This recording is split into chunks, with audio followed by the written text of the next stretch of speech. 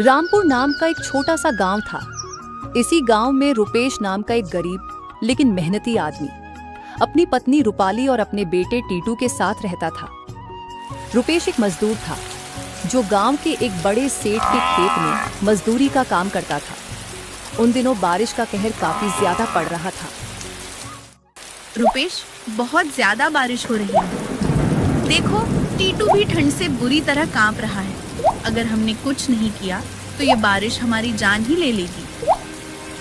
तुम सही कह रही हो रूपाली, ये बारिश तो रुकने का नाम ही नहीं ले रही। ऊपर से हमारी झोपड़ी की छत भी टपक रही है। रुपेश, कुछ तो करो।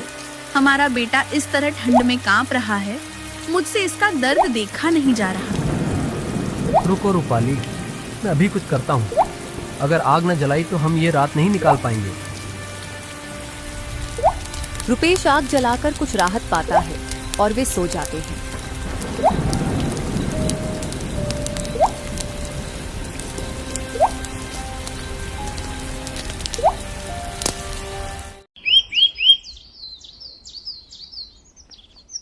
रुपेश सुबह होते ही काम पर चला जाता है।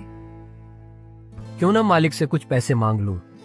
घर पर खाने को कुछ भी नहीं है। अगर कुछ पैसे मालिक उधार दे देंगे तो घर का खर्चा चल जाएगा। अरे रुपेश, पिछले महीने भी तो तूने मुझसे उधार लिया था। अभी तक उसकी रकम नहीं चुकाई और फिर से उधार मांगने आ गया। ऐसा कब तक चलेगा? हर बार मजबूरी बताकर उधार मांग लेता है। मालिक, मैं जानता हूं कि मुझ पर पहले से ही उधार है, लेकिन हालात ऐसे हो गए हैं कि मदद मांगने के अलावा कोई रास्ता नहीं बचा। बच्चे भूखे हैं, बीवी रो रही है, घर में दाने दाने की तंगी है। ठीक है रुपेश, काम खत्म करने के बाद मेरे पास आ जाना। मैं तुम्हें पैसे दे दूंगा, लेकिन इस बार ध्यान रखना, इसे आखिरी बार समझ और अगली बार देने का वादा निभा।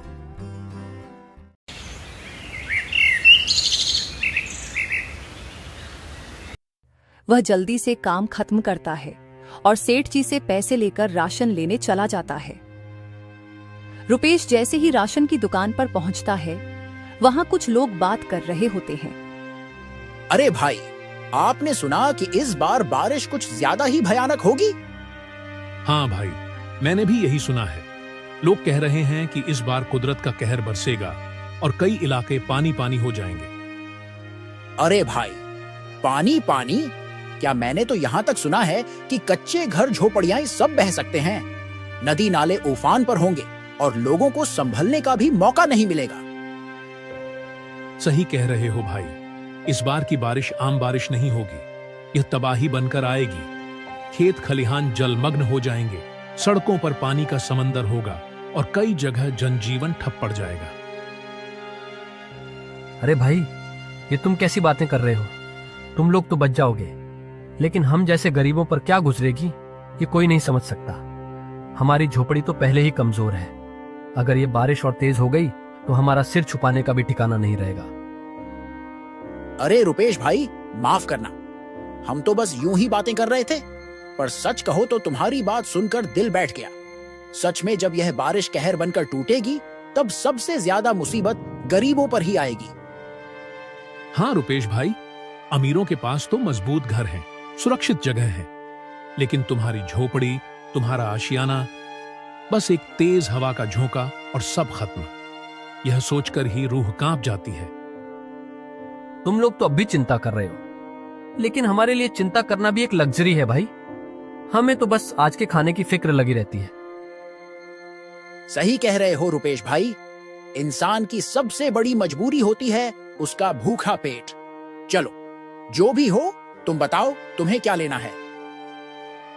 बस मुझे थोड़ा आटा दे दो भाई, घर में बच्चे भूख से बिलख रहे हैं। बारिश की चिंता बाद में करेंगे, पहले उनके लिए 2 वक्त की रोटी जुटा लो।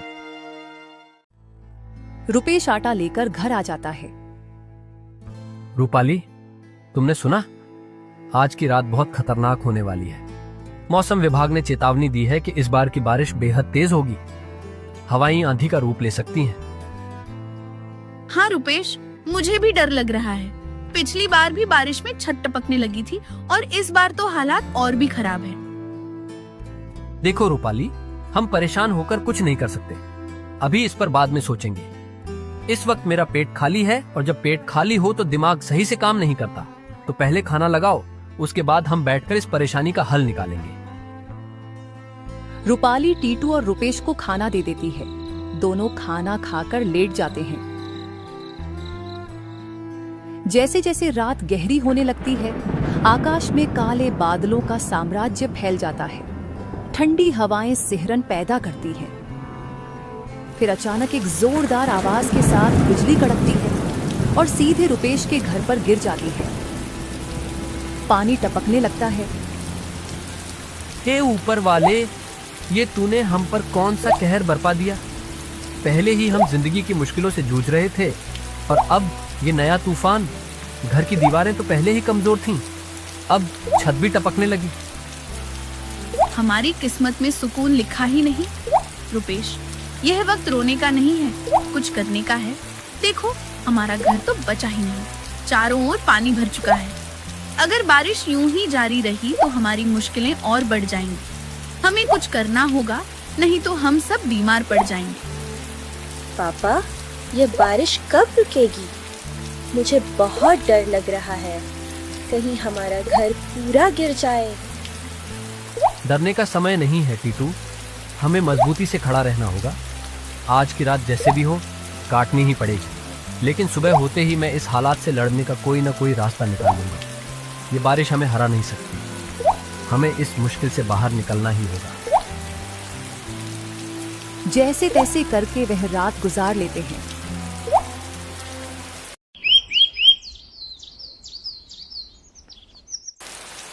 रुपेश, अब और नहीं, हम इस घर में ज्यादा देर तक नहीं रुक सकते। छत टपक रही है, दीवारें कमजोर हो चुकी हैं। अगर यह बारिश यूं ही जारी रही तो यह घर किसी भी वक्त गिर सकता है। हमें यहाँ से निकलना ही होगा। तुम बिल्कुल सही कह रही हो रूपाली। अब यहाँ एक पल भी रुकना हमारी जान के लिए खतरा बन सकता है, लेकिन हमें जाने से पहले ये देखना होगा कि बाहर हालात कैसे हैं। मैं जरा यहीं तक जा रहा हूँ, इस बारिश और तूफान के बीच जाकर देखूंगा कि कोई मदद मिल सकती है। रुपेश जैसे ही मंदिर के पास जाता है तो देखता है कि वहां कोई बड़ा सेठ कंबल बांट रहा है। रुपेश भी कंबल लेने चला जाता है। सेठ जी, मैं बहुत ही गरीब हूँ, मेरे ऊपर दुखों का पहाड़ टूट पड़ा है। कल रात हुई तेज बारिश ने मेरी झोपड़ी को बहा दिया, और अब मेरे पास सिर छुपाने तक की जगह नहीं बची। ठंड से मेरी हड्डियां कांप रही हैं, बच्चे भूख से रो रहे हैं। आपसे हाथ जोड़कर विनती करता हूँ। अरे भाई, मत दुखी हो, भगवान का दिया बहुत कुछ है, और यही धन अगर जरूरतमंदों के काम न आए तो उसका क्या फायदा। हम यह कंबल बांटने के लिए ही लाए हैं, ताकि बारिश में कोई गरीब परेशान ना हो।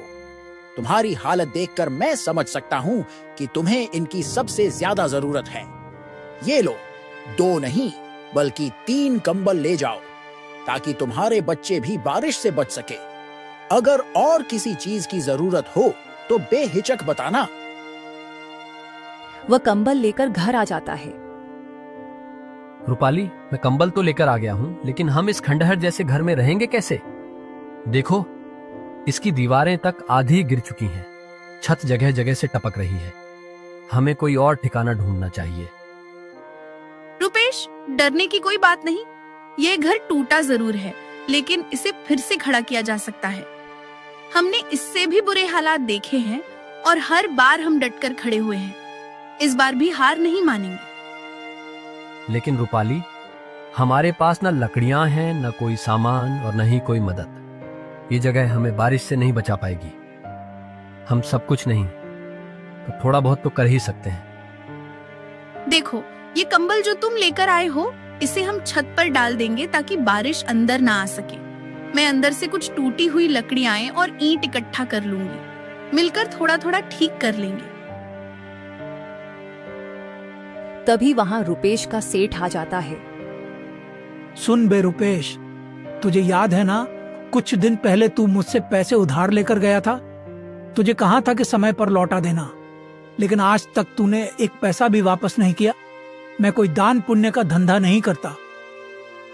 सेठ जी, मेरी मजबूरी तो देखिए, मेरा घर उजड़ गया, छत गिर चुकी है और इस बारिश में मेरे बच्चों को छिपाने के लिए भी कोई जगह नहीं बची। मैं कहां से पैसे लाऊं? मेरे पास अब कुछ भी नहीं बचा, लेकिन मैं वादा करता हूं, जैसे ही हालात ठीक होंगे मैं आपका उधार चुका दूंगा। हाँ, वक्त दे दूं?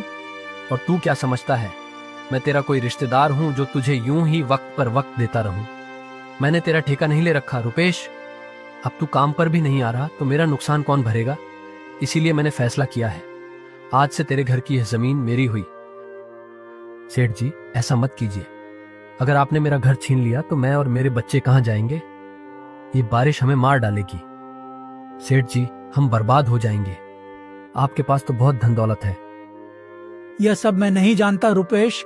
जब तुझे उधार दिया था तब मैंने तुझसे ये सब बहाने सुनने का वादा नहीं किया था। अगर तुझे अपना घर बचाना है तो कल तक मेरा उधार चुका, वरना अब यह घर मेरा हुआ। इतना बोलकर सेठ वहां से चला जाता है। अब हम सेठ जी के पैसे कहां से देंगे रूपाली? कुछ भी समझ नहीं आ रहा। हमारे पास कुछ बचा ही नहीं है। अगर हमने कल तक पैसे नहीं चुकाए तो सेठ जी हमारा घर भी छीन लेंगे। हम बच्चों को लेकर कहां जाएंगे? रुपेश, परेशान मत हो। जब तक हम दोनों साथ हैं, कोई मुश्किल हमें हरा नहीं सकती। देखो, मेरे यहाँ सोने के कड़े, इन्हें बेच दो। कम से कम सेठ जी का कर्जा तो उतर जाएगा और जो थोड़ा बहुत बचेगा उससे हम अपने घर की कुछ मरम्मत भी कर लेंगे। सोना, तुम पागल हो गई हो क्या?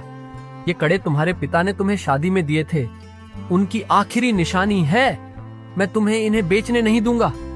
हमें पहले भी इससे भी ज्यादा बुरे हालातों का सामना करना पड़ा है। नहीं रुपेश, कोई लेकिन नहीं। यह कड़े किसी शौक के लिए नहीं, बल्कि हमारी जरूरत के लिए जा रहे हैं। और सुनो, जब समय बदलेगा हम फिर से इन्हें वापस ले आएंगे, लेकिन अभी इन्हें रोकना हमारी मूर्खता होगी। लो, इसे ले जाओ और सेठ जी के पैसे चुका दो। रुपेश रूपाली के कड़े लेकर सुनार के पास जाता है। अरे रुपेश भाई, कैसे आना हुआ? बड़े दिनों बाद दिखाई दिए। क्या काम है? भाई, यह कड़े बेचने आया हूँ। देखिए कितने के बिक सकते हैं। अरे रुपेश, यह तो बहुत पुराने जमाने का सोना है। अच्छा माल है, लेकिन तुम तो जानते हो बाजार में भाव गिर रहे हैं। मैं तुम्हें इसके 1000 रुपए ही दे पाऊंगा। भाई, यह तो शुद्ध सोना है। मेरी पत्नी के मायके से मिला था। इसमें वजन भी अच्छा है। कम से कम इसका सही दाम तो लगाइए। देखो रुपेश, मैं तुम्हें बेवकूफ नहीं बना रहा। बाजार की हालत तुमसे छुपी नहीं है। इस समय कोई ज्यादा दाम नहीं देगा। हाँ, अगर तुम्हें और कहीं ज्यादा मिल रहा हो तो जा सकते हो, लेकिन मैं जानता हूं तुम जल्दी में हो और तुम्हें पैसे अभी चाहिए। अब बताओ, सौदा पक्का करें? ठीक है भाई, आप ही ये कड़े ले लीजिए और मुझे पैसे दे दीजिए। बचने के लिए वो सुनार को पैसे देकर सेठ जी को चुकता कर देता है। फिर वह अपने घर की ओर निकल पड़ता है। सेठ जी, वह रुपेश तो आपका पूरा उधार चुका गया। अब आप उसकी जमीन कैसे हथियाएंगे? अब तो कोई बहाना भी नहीं बचा। अरे श्यामू, यही तो असली खेल है। सीधे तरीके से कोई जमीन थोड़ी छोड़ता है। मैंने कुछ ऐसा सोच रखा है कि रुपेश खुद ही गांव छोड़ने पर मजबूर हो जाएगा। कैसे सेठ जी, कुछ बताइए। अभी जैसे ही पहली बारिश पड़े, पूरे गांव में ये अफवाह फैला देनी है कि रुपेश श्रापित है। जब तक वह गांव में रहेगा तब तक गांव की बर्बादी तय है। बारिश की हर बूंद गांव को डुबाने आएगी और इसका जिम्मेदार बस रुपेश होगा। सेठ जी, आप तो बड़े ही चतुर निकले। यह अफवाह पूरे गांव में आग की तरह फैलेगी। लोग खुद ही उसे गांव से बाहर निकाल देंगे। बस यही तो मेरा असली दिमाग है। रुपेश गांव छोड़कर जाएगा और उसकी जमीन हमारी हो जाएगी। रूपाली, मैं सेठ जी के सारे पैसे चुका आया हूँ। अब हमारा उन पर कोई कर्ज नहीं रहा। और हाँ, वाजपेयी जी के भी कुछ पैसे दे आया हूँ। बस जो थोड़े पैसे बचे हैं उससे मैं सोचा हूँ कि बारिश से पहले खाने पीने का इंतजाम कर लूं। सच कह रहे हो रुपेश, अब हमारे सिर पर सेठ का कोई बोझ नहीं रहा। हाँ रूपाली, अब कोई हमें कर्जदार कहकर नीचा नहीं दिखा सकता।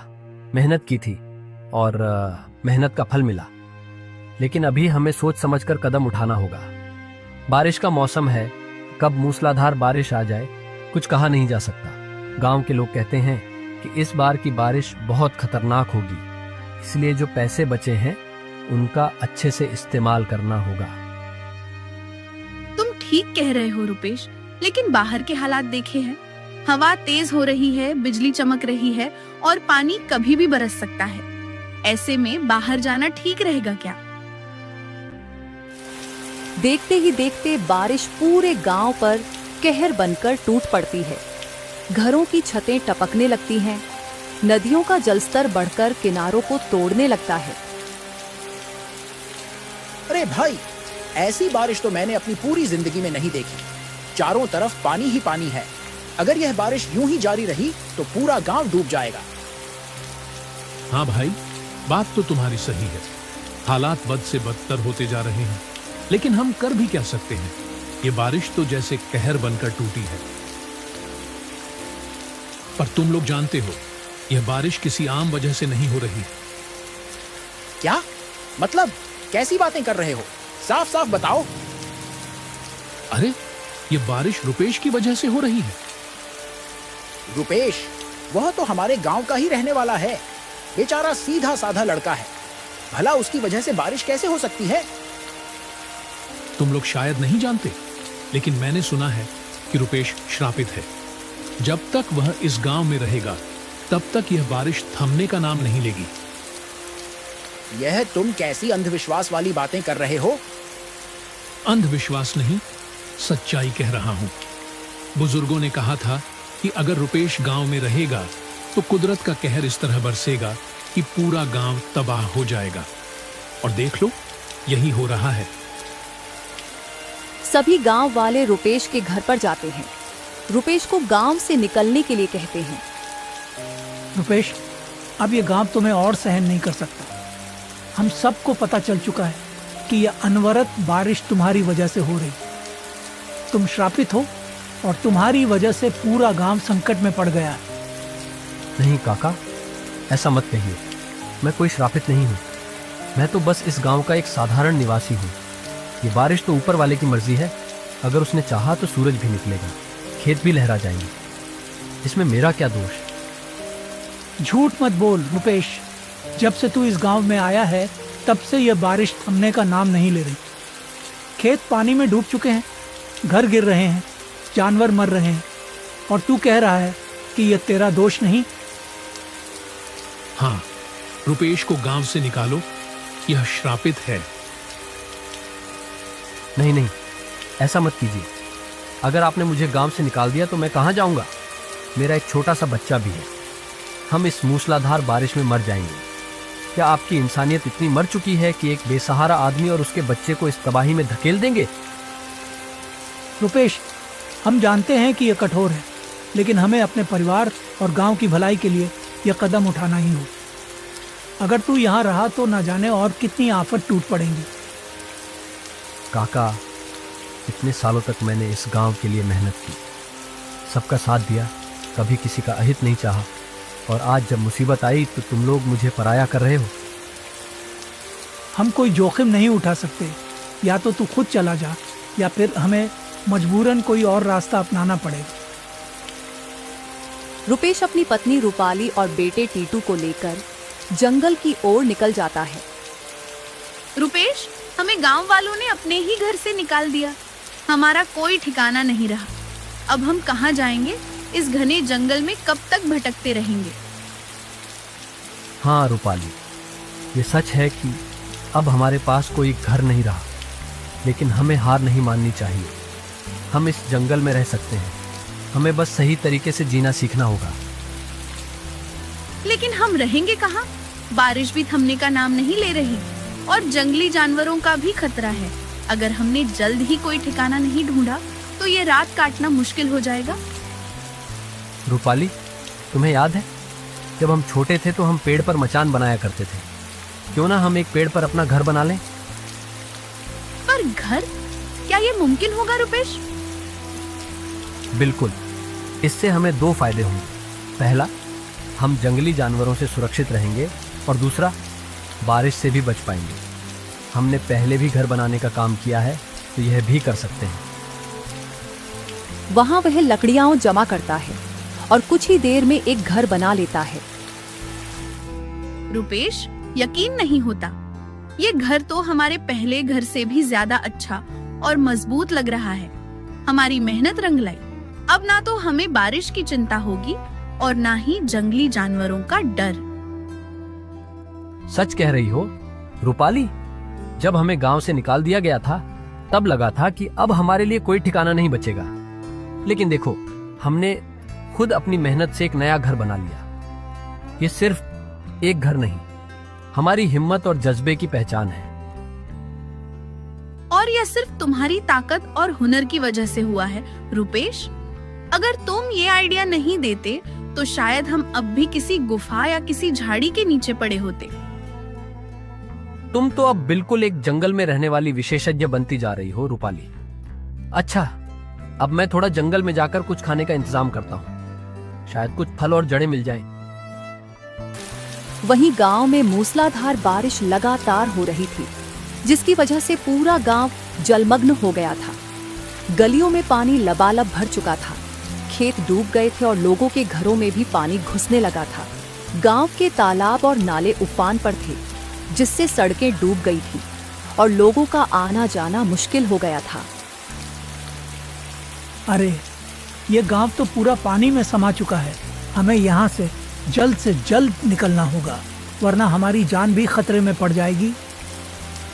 हाँ भाई, यह पानी तो हर पल बढ़ता ही जा रहा है। अगर हम और देर यहाँ रुके तो हम भी इसमें बह जाएंगे। हमें अब देरी नहीं करनी चाहिए। हे भगवान, हमें माफ कर दो।